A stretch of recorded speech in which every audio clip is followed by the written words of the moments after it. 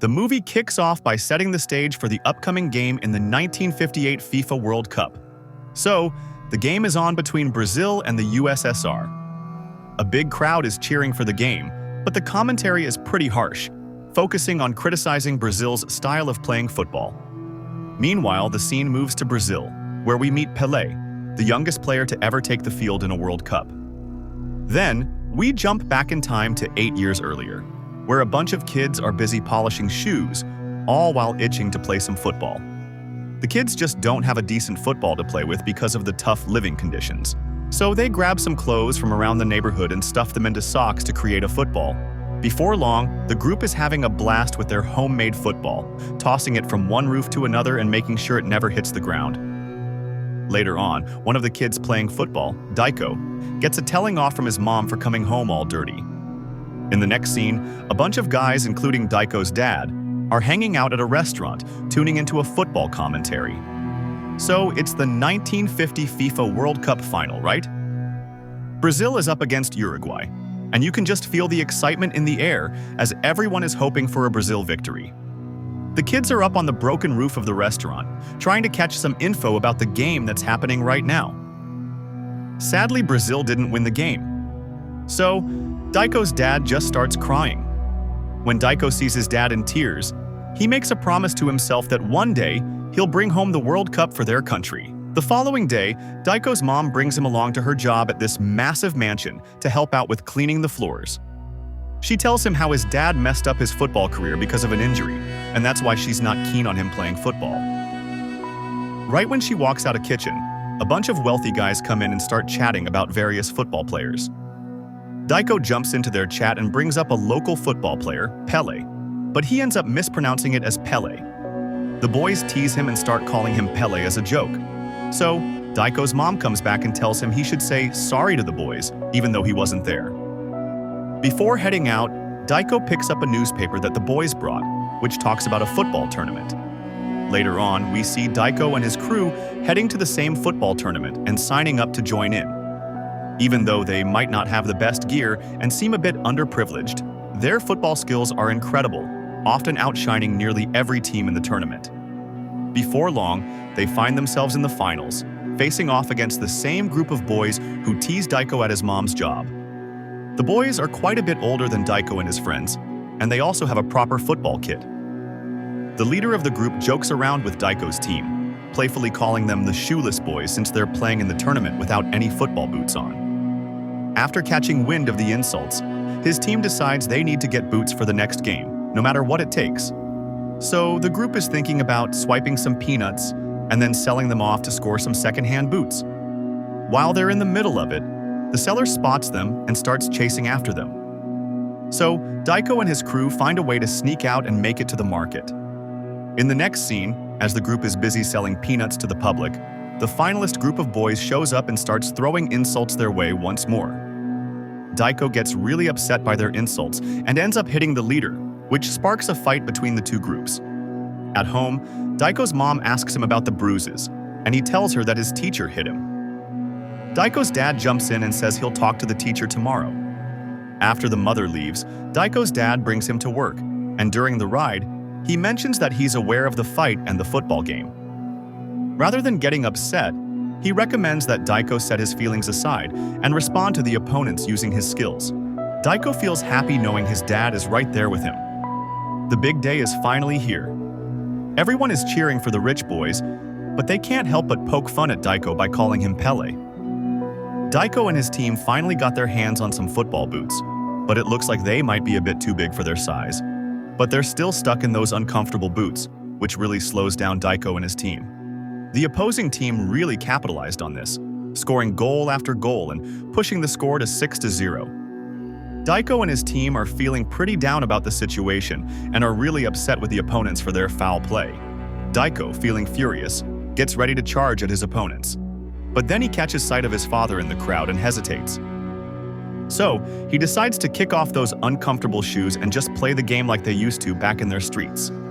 So, after that, he grabs the ball and weaves around the opponents, totally surprising the crowd with his incredible skills and scoring the first goal. Before long, all of his teammates kick off their big boots and start playing in their own style. So, Here's the thing. The game really shifts gears, and Daiko's team starts to take control big time. His teammates are all getting in on the action, weaving through the opponents and finding the back of the net, bringing the score to 6-5. So, Daiko and his team didn't win the game, but you know what? The crowd was really impressed by how mesmerizing they played. So, everyone begins to chant Pele's name.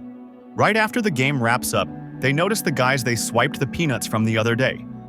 The guys start chasing them, and the young boys dash into the forest. A friend of Pele's trips over a branch and takes a tumble on the ground. Pele comes back to lend a hand and leads him to a little hole in the ground to take cover. Out of nowhere, it begins to rain, and then a landslide happens. He ends up burying his friend, and in the end, he dies too. Pele, feeling completely overwhelmed, goes back home and breaks down in front of his mom, feeling like he's to blame for his friend's death. The next day, Pele's dad brings him to work, hoping to take his mind off what happened to his friend.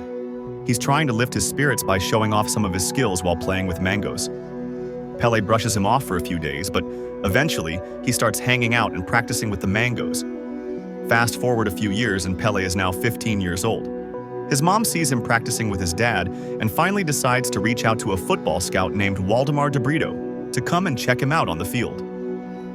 Pele walks in and feels a wave of happiness seeing Waldemar just hanging out at home, waiting for him. Waldemar thinks it would be a great idea for Pele to try out for the local football club's trials. In the next scene, Pele is getting ready for professional football with the Santos football team. He doesn't kick things off very well and struggles to get the hang of classic way of playing football. Pele, feeling a bit down about his performance, decides it's time to head back home. At the train station, Waldemar runs into him and asks why he's back. Pele shares that he feels his style of playing football isn't really accepted at the academy, and that the coach doesn't seem to like him. Waldemar shares that his approach to playing football is known as the Ginga style, a technique that has roots dating back to the era of slavery. He talks about how he plays best in that same style, but he also points out that this style was blamed for Brazil's World Cup loss back in 1950. Finally, he tells Pele that he can either stick around and show everyone what he's made of or head back home and be seen as a coward. Once Waldemar heads out, Pele takes a moment to think things over and ultimately decides to stick around. The following day, during a match, Pele makes a few questionable calls that frustrate both him and his coach. Out of the blue, he recalls the times he and his dad trained with the mangoes and spots Waldemar cheering him on. He then chooses to play in the way he's familiar with. He grabs the ball and smoothly dribbles it right between the legs of his opponents. He sends the ball soaring into the air, just like he practiced with the mangoes, and scores a goal. The coach can't believe how Pele scored that goal and tells him to show it off again. Pele scores again, leaving all the spectators amazed with his classic football skills. He's still at it with other teams and is beginning to make a name for himself, even though he's the youngest player on the squad. Not long after, Pele moves up from the junior team to the pro team, playing matches against teams all over the country. When he got back from his trip, he decided to drop by home unexpectedly, bringing along some gifts for the family, like a radio for his dad. They choose to tune in to hear the announcement of Brazil's national team for the 1958 World Cup. Pele feels like there's no chance for him to make it onto the national team since he's still too young. Even so, they tune into the announcement, and to their surprise, Pele makes the team. As Pele is getting ready to leave with the national team, his dad encourages him to have faith in himself and his unique style of playing football. Pele heads out and then catches up with his teammates, who appear to be pretty friendly. But the reporters, they are poking fun at Brazil's Jenga-style approach to football on the international stage. So after that, the national team coach gets in touch with Pele for a meeting and gives him a heads up about not playing that Jenga style of football. The next day, Pele gives the traditional European style a shot, just like the coach recommended, but he struggles a bit with it. So he decides to give it a shot his own way, but ends up tripping and hurting his knee along the way. The team doctor takes a look at him and, unfortunately, confirms that the injury could keep him out of the World Cup. At night, Pele gives his mom a call to let her know about his injury.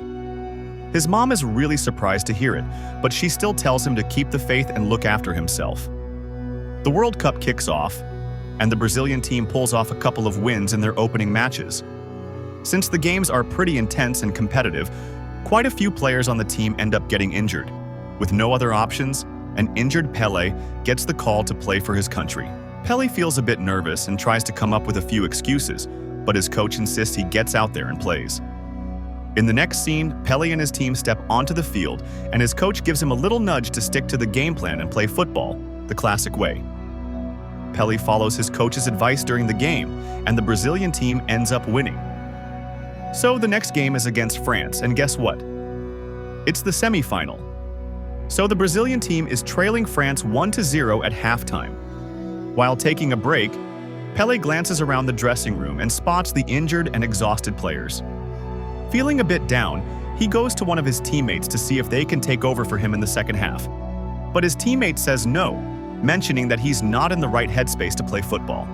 He also mentions that he's tired of the traditional European way of playing football and wants to play the Jenga style like they did when they were kids.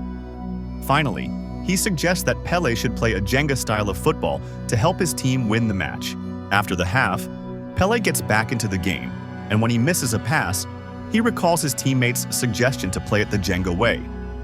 Pele then goes for the ball and starts weaving through the players effortlessly and flawlessly. People can't believe their eyes as they watch Pele skillfully bounce the ball over the players to score an incredible goal for his team. Once the scores are tied, Pele steps up and nets 2 more goals, clinching the win for his team and earning a spot in the finals.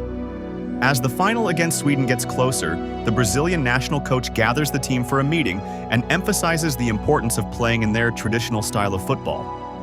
He's showing them some smart tactics and also encouraging them to copy the formation of the Swedish players during the game.